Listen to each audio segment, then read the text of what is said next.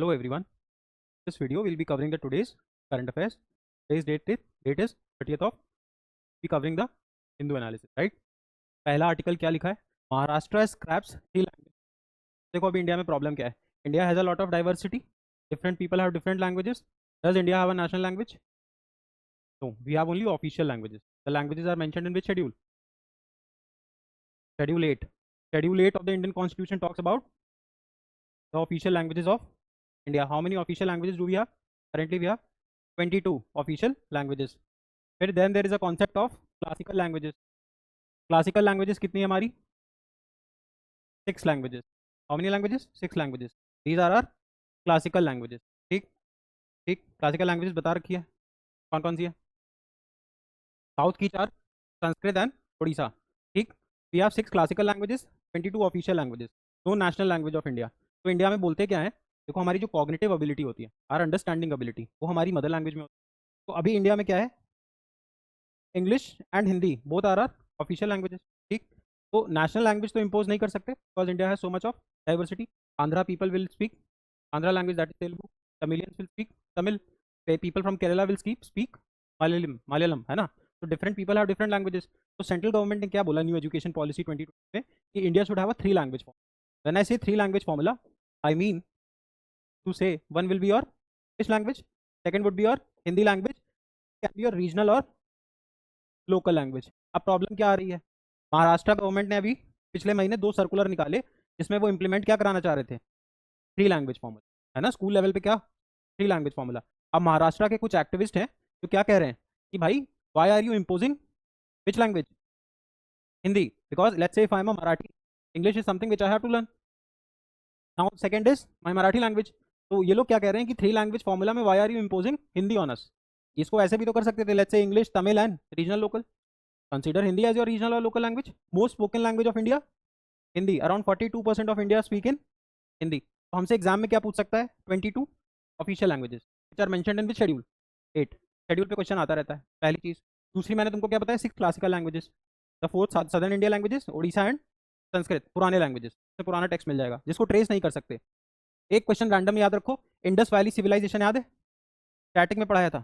इसकी लैंग्वेज आज तक डिसेफर नहीं हुई है. It is written but it is not deciphered. Like people are not able to understand it yet. तो हुआ क्या है? महाराष्ट्र में एक्टिविस्ट बोल रहे हैं why are you imposing Hindi on us, why are you imposing Hindi on us. तो अब प्रेशर इतना ज़्यादा पड़ गया महाराष्ट्र गवर्नमेंट पे कि महाराष्ट्र गवर्नमेंट को अपने वो 2 सर्कुलर्स वापस लेने पड़े. कौन से 2 circular? Which were imposing what? Hindi and regional and local languages. ठीक. तो अब क्या किया है महाराष्ट्र गवर्नमेंट ने? महाराष्ट्र गवर्नमेंट ने क्या बना दिया है? कमीशन. उस कमीशन को ये बोला है कि मुझे बताओ how do I implement the 3 language formula. बस एक इशू है. न्यू एजुकेशन पॉलिसी बोलती है, न्यू एजुकेशन पॉलिसी ऑफ 2020 जो काम करती है मिनिस्ट्री ऑफ एजुकेशन में, ये कहती है 3 language formula should be there in India. 3 language formula. Why? Because Hindi can not be impose. तो उन्होंने बोला क्या करो? लोकल लैंग्वेज भी ले आओ. अब सदर्न स्टेट्स बोल रहे हैं कि लोकल लैंग्वेज क्यों भाई? I will consider my language as Hindi, you learn Telugu as your local language. समझ में आ रहा है? Third language. Why are you imposing Hindi on us? समझ में आया? Hindi is the most spoken language और इसमें कुछ समझने का नहीं है. बाकी हमें इससे समझ में आ गया देश में क्या इशू चलता है 3 लैंग्वेज फॉर्मूला का. अभी इम्पोज है इंडिया में? नहीं. Official languages how many? 20. Classical languages 6. चले let us move on to the next news. ठीक. What a day of 30th. अब देखो क्या है, ये हमें जब पॉलिसीज़ बनानी होती, जब मुझे पॉलिसी बनानी है, मान लो मुझे पीएम किसान योजना में हर एक किसान को वेदर स्मॉल, मीडियम और large, I have to let's say transfer 2000 rupees in every 4 months, which means eventually 6000 rupees a year. अब मुझे अगर कोई स्कीम इंप्लीमेंट करनी है तो मुझे उस स्कीम का क्या चाहिए? बेनिफिशियरी. पता तो चले जाना कहाँ है पैसा. तो मुझे डेटा चाहिए to formulate a policy for the country.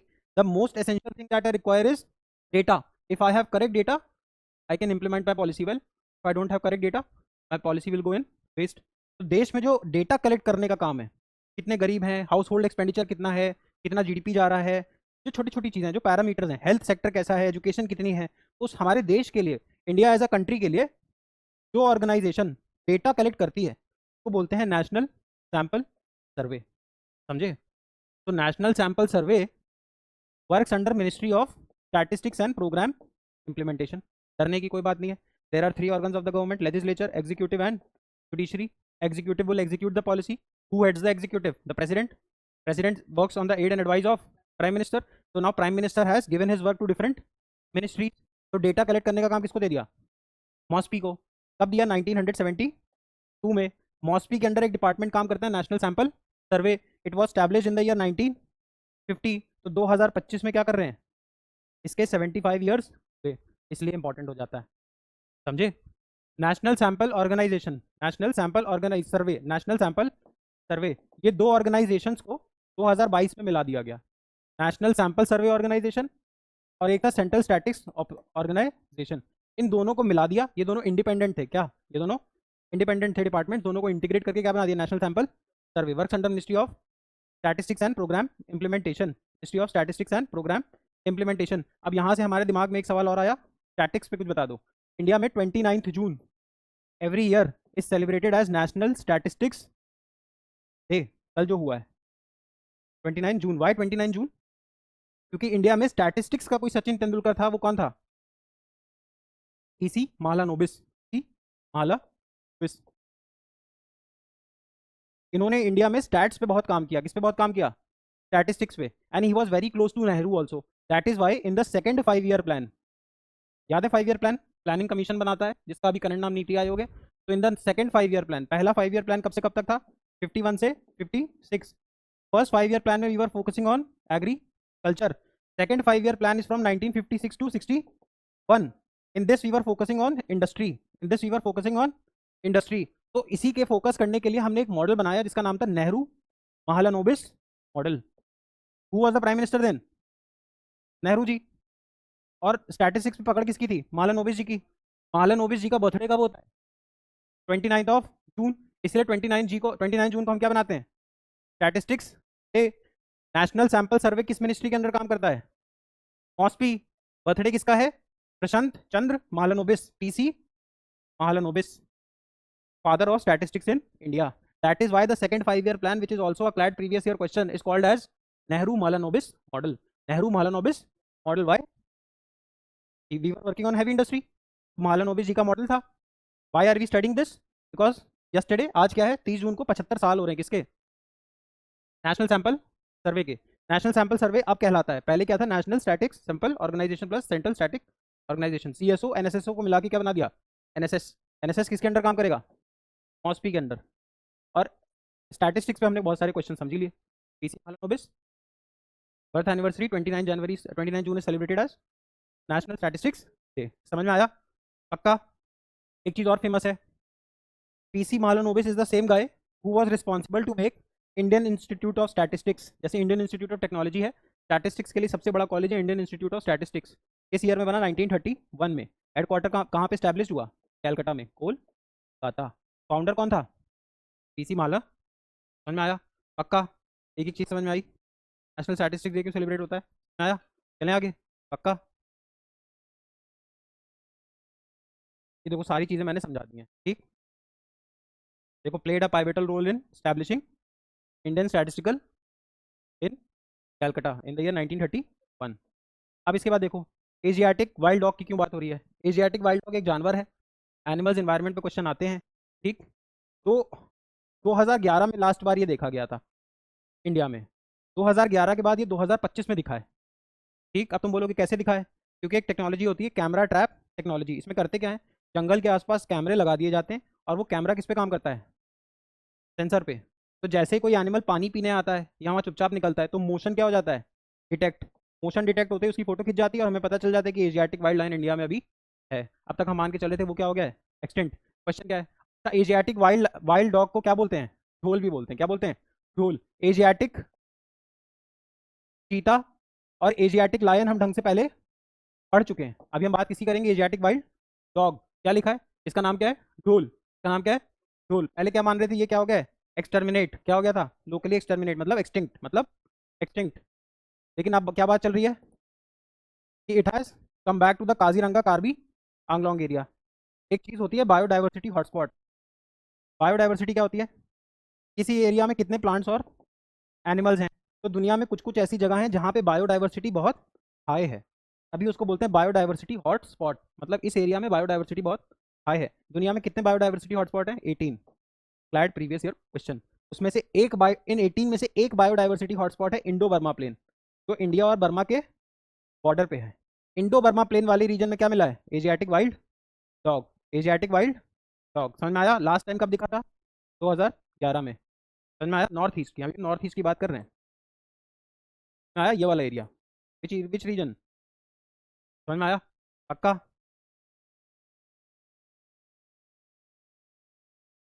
अच्छा, इसके बारे में एक फेमस है, ये डायर्नल हंटर है, मतलब नॉकटर्नल हंटर होता है जो रात में हंटिंग करता है, हंटिंग करता है। कब हंटिंग करता है?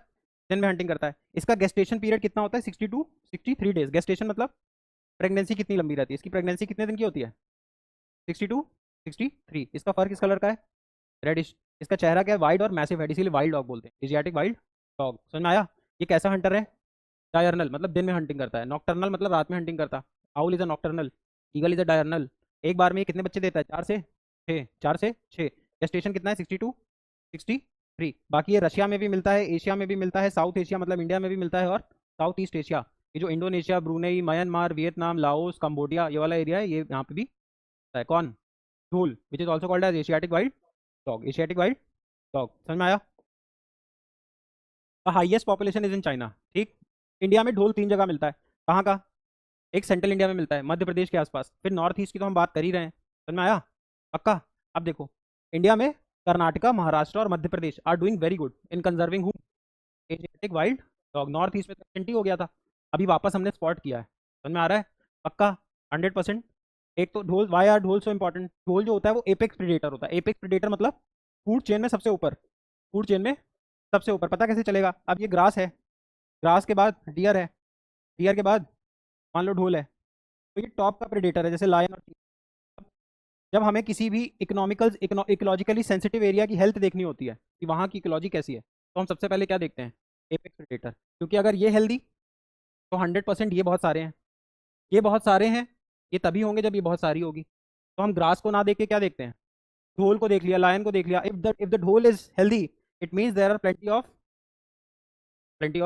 Grass, plenty of deer. पूरा जो मामला है वो क्या है? Ecologically stable, ecologically stable. इसीलिए इनको क्या बोलते हैं? एपेक्स प्रेडेटर, ठीक, एपेक्स प्रेडेटर। इसका करंट आईयूसीएन स्टेटस क्या है? आईयूसीएन क्या है आगे बताएंगे कभी, International Union for Conservation of Nature. एक ऑर्गेनाइजेशन है जिसका हेडक्वार्टर है ग्लैंड्स में। ग्लैंड कहाँ है? स्विट्जरलैंड में। ग्लैंड कहाँ है? स्विट्जरलैंड में। ये दुनिया में अलग अलग जानवर और पौधों को, अलग अलग प्लांट्स एंड एनिमल्स को क्या देता है स्टेटस, कि तुम एक्सटिंक्ट हो, तुम वल्नरेबल हो, तुम नियर थ्रेटेंड हो, तुम क्रिटिकली इंडेंजर्ड हो। तो जिसको जैसा स्टेटस उस पर उतना ज़्यादा ध्यान। समझ में आया? तो आईयूसीएन क्या करता है? एनिमल्स को लिस्ट में डालता है। इसको किस में डाल रखा है? इंडेंजर्ड, मतलब खतरा है। अगर और ये कम हो जाएंगे तो किस में चला जाएगा? Critically endangered. क्रिटिकली इंडेंजर्ड के बाद किस में चला जाएगा? एक्सटेंट। समझ में आया? हाँ, आईयूसीएन भी क्लैट ने पूछा हुआ है। और याद करो, मैं वाइल्ड लाइफ प्रोटेक्शन एक्ट बताता हूँ, schedule 1, schedule 2, schedule 3, schedule 4, 5 schedule बताएं। शेड्यूल 2 किस में आएगा? ये किस में आता है? शेड्यूल 2 में आता है। समझ में आया? चलें आगे। अब ये क्या है? गावी। देखो, दुनिया भर को वैक्सीन की ज़रूरत है, यस और नो? बिल्कुल है। Different diseases, different vaccine.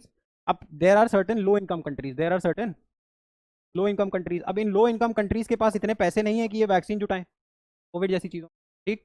तो करते क्या है, जो बड़े बड़े ऑर्गेनाइजेशन है, चाहे वो गवर्नमेंट के हों चाहे वो प्राइवेट हों, जैसे बिल गेट्स का एक फाउंडेशन है, Bill Gates, Bill and Melinda Gates foundation की वाइफ, और जो है ना, जैसे डाइवोर्स हो गया, Bill and Melinda Gates foundation. अब इसके साथ यूएन हो गया, यूनिसेफ हो गया, डब्ल्यूएचओ हो गया। मैं कहना ये चाहता हूँ कि जो गावी है वो एक ऐसी बॉडी है, public private, public and private, तो इसमें पब्लिक का भी पैसा लगा है और प्राइवेट भी, पब्लिक प्राइवेट पार्टनरशिप। गावी करता क्या है? गावी दुनिया भर में जितने भी लो इनकम कंट्रीज हैं वहाँ पे क्या सप्लाई करता है? वैक्सीन, ठीक। अब प्रॉब्लम न्यूज़ में क्यों आया? मैंने तुमको बता रखा है अमेरिका में कौन सा सिस्टम है, प्रेसिडेंशियल। तुम लोग को बता रखा है प्रेसिडेंशियल सिस्टम। प्रेसिडेंशियल सिस्टम में प्रेसिडेंट बन जाता है, फिर उसके बाद वो मिनिस्टर अपने मन से अपॉइंट करता है। तो डोनाल्ड ट्रंप का जो हेल्थ मिनिस्टर है, उसने बोला है कि गावी कुछ काम वाम नहीं करता, अब हम पैसा नहीं देंगे गावी में, हम पैसा गावी में नहीं देंगे। तो इसीलिए GAVI becomes very important for the examination. देखो लिखा क्या है, US health secretary announce the decision to stop supporting Gavi.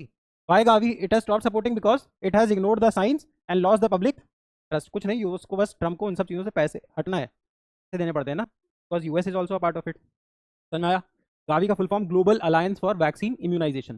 Global alliance, globally country have allied together for vaccine immunisation, की वैक्सीन से जो इम्यूनिटी आती है उसके लिए ग्लोबली क्या कर जाओ, अलायंस बना लो। क्या बना लो, अलायंस। हेडक्वार्टर कहाँ पे है, जेनेवा में। इस्टेब्लिश किस ईयर में हुआ, 2000 में। क्या चीज़, GAVI, global alliance for vaccine immunisation. अच्छा इंडिया, तुम बताओ तुम्हारे से इसका नेट सप्लायर होगा। यस, 2017 से पहले तक हम वैक्सीन मांगते थे, 2017 के बाद से India has become a net exporter. अब हम दुनिया भर को वैक्सीन देते हैं। समझ में आ रहा है का, याद करो serum institute of India, Pune, India में बना था। ऑक्सफोर्ड का फॉर्मूला, कोविशील्ड इंडिया में बना, तो इंडिया क्या बन गया, नेट सप्लायर ऑफ वैक्सीन। अगर एग्जाम में स्टेटमेंट आ जाए, does is India dependent upon the whole world for vaccine, तो India has become a net supplier. आया, गावी याद रखेंगे, गावी की हेडक्वार्टर कब है, कहाँ है, जेनेवा कहाँ है, स्विट्जरलैंड। देखो, GAVI support framework in 2017, India is no longer a recipient of assistance but has emerged as a key vaccine supplier and contributor. समझ में आया। अब ये क्या, ऑपरेशन डीप मैनिफेस्ट। देखो ऑपरेशन सिंदूर के बाद या ऑपरेशन सिंदूर से पहले भी इंडिया ने क्या बोल रखा है कि we don't want any imports from Pakistan. मतलब हमें पाकिस्तान के साथ कोई ट्रेड नहीं करना, हमें कोई इंपोर्ट नहीं चाहिए, ना हम एक्सपोर्ट करेंगे ना हमें इंपोर्ट चाहिए। पाकिस्तान करता क्या है, पाकिस्तान रीरूटिंग करता है। पाकिस्तान कुछ कंट्रीज जैसे यूएई, वहाँ पे सामान भेजेगा, पैकेजिंग कराएगा, बदलाएगा, शिपिंग के कुछ चीज़ें अलग कराएगा, और उसके बाद वो माल कहाँ डंप कर देगा, इंडिया। तो नेट फायदा किसका है, बस रीरूटिंग कर दी है। इसी चीज़ को रोकने के लिए गवर्नमेंट ऑफ इंडिया का एक डिपार्टमेंट है, डायरेक्टरेट ऑफ रेवेन्यू इंटेलिजेंस, जो काम करता है मिनिस्ट्री ऑफ फाइनेंस में। ये इंडिया में ड्रग ट्रैफिकिंग, एनिमल ट्रैफिकिंग, इन सब चीज़ों को रोकता है। तो इन्होंने एक ऑपरेशन चलाया, operation deep money fest. Operation deep money fest किसने चलाया, department of revenue intelligence, ministry of finance. किस चीज़ के लिए चलाया, ये जो पाकिस्तान रीरूटिंग कर रहा है इसको रोकने के लिए। देखो ऑब्जेक्टिव क्या था, target the illegal import of goods originating from Pakistan. The good was originating in Pakistan, then it went to UAE, UAE से रीरूटिंग हो गई। अब देखो पाकिस्तान करता क्या है, it routed through third countries like Dubai, UAE, violating India's import policy. बिल्कुल, अगर हमारी इंपोर्ट पॉलिसी कहती है we will not take anything from Pakistan, तो why is Pakistan doing all of this. India has a zero tolerance, India has a zero tolerance policy for Pakistani import. तो पाकिस्तान करता क्या है, अपने इंपोर्ट्स को रीरूट कर देता है दूसरे कंट्री से। उसी चीज़ को रोकने के लिए हमने स्टार्ट किया operation deep manifest. Operation deep manifest by ministry of finance, ministry of finance, याद रख लोगे पक्का। अच्छा ये डिपार्टमेंट ऑफ रेवेन्यू क्या करता है, ये department of revenue is a statutory body, it is a in the year 1957, कानून से बनी है, कॉन्स्टिट्यूशन में नहीं लिखी है। समझ में आता है ना। Department of revenue intelligence works under ministry of finance, was established in the year 1957। Since it was established through a law, it becomes a statutory body. It becomes a statutory body. What is it doing currently? It is working on Operation Deep Manifest to curb the imports from Pakistan. And how does Pakistan do it? By changing the country of origin. They'll send their product to Dubai. Dubai में packaging change, सारी चीज़ें चेंज, shipment charges same, will imported to India. समझ में आया पक्का। Operation deep manifest. अगली न्यूज़, Congo Rwanda sign a peace deal. अब देखो कॉन्गो रवांडा में कुछ पंगा चलता रहता है, कॉन्गो रवांडा में कुछ पंगा चलता रहता है। अब देखो रवांडा में एक ग्रुप है टूटसी ग्रुप, कौन सा ग्रुप पूछ सकता है एग्जाम में, टूटसी, एक ट्राइब है टूटसी। टूटसी कॉन्गो में, रवांडा में ज़्यादा है, रवांडा में ज़्यादा है, कॉन्गो में कम है। तो रवांडा में ये लोग करते क्या है, रवांडा वाले किसको सपोर्ट करते हैं, टूटसी को। टूटसी कहाँ है, कॉन्गो में, कॉन्गो में माइनॉरिटी है, रवांडा में ज़्यादा है, तो ये सपोर्ट किसको करते हैं, टूटसी ग्रुप को। और टूटसी ग्रुप के थ्रू इन्होंने एक ग्रुप बना रखा है मार्च 23, M23। वो M23 ग्रुप करता क्या है, वायलेंस कहाँ करता है, कॉन्गो में। तो यूएन इनको रोकने की कोशिश करता रहता है। अब यूएस ने बोला हम एक पीस डील करा रहे हैं, किसके बीच में, कॉन्गो और रवांडा। याद रखेंगे Congo and Rwanda, both of these countries are situated in which continent, Africa. Both of these are situated in Africa. क्या लिखा है, on June 27 Rwanda and DRC signed a landmark peace agreement in Washington, brokered by Trump. Trump, अभी देखो मैंने पढ़ाया था Trump क्या मांग रहा है, नोबेल पीस प्राइज। उसमें से एक ये भी दिखा रहा है कि देखो मैंने कॉन्गो और रवांडा में भी क्या करा दी, पीस करा दी, क्या करा दी, पीस करा दी। समझ में आया पक्का। रवांडा के बारे में कुछ चीज़ें पढ़ लो। Rwanda is a landlock country, landlock country मतलब लैंड से घिरा हुआ है। रवांडा पूरा किससे घिरा हुआ है, लैंड से घिरा हुआ है। समझ में आया। रवांडा की कैपिटल किगाली, रवांडा की कैपिटल, याद रखना ये रवांडा पे सवाल पूछ सकता है, बहुत चांस है। समझ में आ रहा है पक्का। इसके बाद देखो, अच्छा अफ्रीका की सबसे बड़ी कंट्री कौन सी है साइज वाइज, अल्जीरिया। कौन सी है, अल्जीरिया। अल्जीरिया के बाद सेकंड पे कौन आता है, डीआरसी। कौन आता है, democratic Republic of of Congo. क्या लिखा है, द कॉन्गो रिवर। अच्छा कॉन्गो में एक नदी और है, Congo river is the main river in the country, crosses the equator twice. ये क्वेश्चन बहुत पूछता है, विच of the following river crosses the equator twice. Equator को दो बार काट के जाता है कौन, Congo river. Largest river of Africa, Nile, Nile ना, है ना पक्का। Longest, of the world. Africa की कौन है सेकंड नंबर पे? कॉन्गो। रैंक 1 पे कौन है? नाइल। कहाँ से निकलती है? इजिप्ट से। फिर कौन है? कॉन्गो। समझ में आया? पक्का? 100%। Congo and Rwanda sign a peace agreement. इससे ज़्यादा पढ़ने की जरूरत नहीं है। ठीक। इट देखो second largest country in Africa after Algeria. ठीक। ठीक है। देखो March 23 group is one of over 100 armed groups fighting Congo's force in eastern DRC. समझ में आया? देखो डेमोक्रेटिक रिपब्लिक ऑफ कॉन्गो और साथ में रवांडा बॉर्डर शेयर करते हैं। तो रवांडा जहाँ से बॉर्डर शेयर करता है वो ईस्टर्न पार्ट ऑफ डीआरसी है। तो वहाँ पे उसने एक ग्रुप एक्टिव कर रखा है M23। तो अंदर किसके लिए लड़ाई लड़ता है? टूटसी ग्रुप के लिए। किसके लिए लड़ाई लड़ता है? तो अमेरिका ने बोला है, ट्रंप ने बोला है कि बेटा यहाँ से अपनी आर्मी हटा लो। कहाँ से? ईस्टर्न पार्ट से, जो कॉन्गो को डिस्टर्ब कर रही है। समझ में आ रहा है? पक्का? रवांडा की कैपिटल याद रखेंगे। Rwanda capital is Kigali. Kigali. Kigali. समझ में आया? पक्का? ये देखो, Rwanda is accuse by the UN and DRC for supporting M23 group. Exam में सीधे पूछ देगा M23 group is related to which of the following countries. ये लोग बोलते हैं Rwanda is supporting them. M23 situated कहाँ है? कॉन्गो में। परेशान किसको कर रहा है? कॉन्गो को। इस ग्रुप के लिए फाइट कर रहा है, टूटसी ग्रुप। लड़वा कौन रहा है? रवांडा। लड़वा कौन रहा है? रवांडा। दोनों के बीच में पीस किसने कराया? यूएस ने। समझ में आया? पक्का? 100%। That's it. ठीक। प्लीज रीड दिस, है ना? सी यू टुमारो।